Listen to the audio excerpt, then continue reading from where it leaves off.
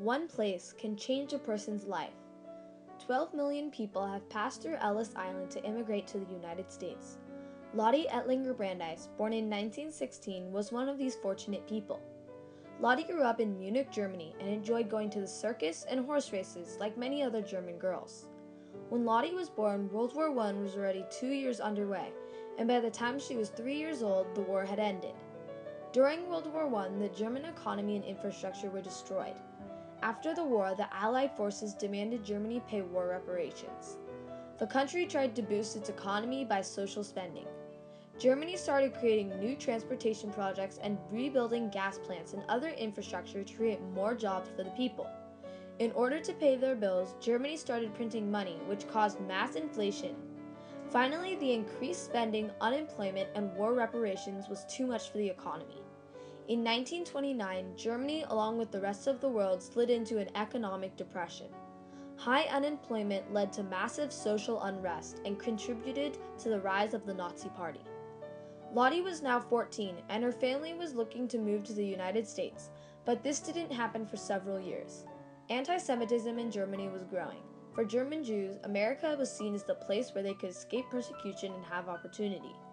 Hate crimes were everywhere, and Lotte didn't have any future in Germany because of the oppression Jews experienced. Lotte was forced to flee to England to learn English so she could get a job in America. After a few months of hard work of learning English, she escaped to America. Lotte immigrated through Ellis Island in 1937 and found her family friends waiting. She lived with them for several months and worked hard as a secretary to earn a living. Later that year, she finally met the man she loved, her future husband, Walter Brandeis. Walter was sent to the Americas a year before by his father's textile business in Switzerland to make money in America. He had come at a difficult time. During the Depression, Lotte's husband struggled to continue his textile business. Many citizens didn't have jobs, and the U.S. economy was in the worst state it had ever been in. Lotte worked as a secretary, while Walter worked endless hours keeping the business on its feet. Lotte and Walter were happily married in 1938. On a trip back to Germany that year, Walter and his father went to visit Lotte's parents. The family arrived at the worst time. Hitler was putting increasing pressure on the Jews, and the German citizens felt assured blaming someone else for their problems. The Brandeis family was there during the horrible event of Kristallnacht. During Kristallnacht, 670 synagogues were destroyed and 7,500 Jewish stores' windows were smashed. Walter and his father took refuge in a small motel until a German policeman confronted them one day and dragged them off with no notice. Lotte's father and grandfather were taken to Dachau, a German concentration camp.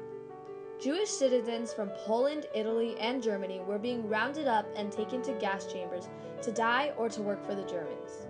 Most were crammed into trains and told not where they were going. Families were separated and some disappeared forever. Walter's father had kidney problems and had left his pills at home, so he became very ill. Walter knew he had to do something.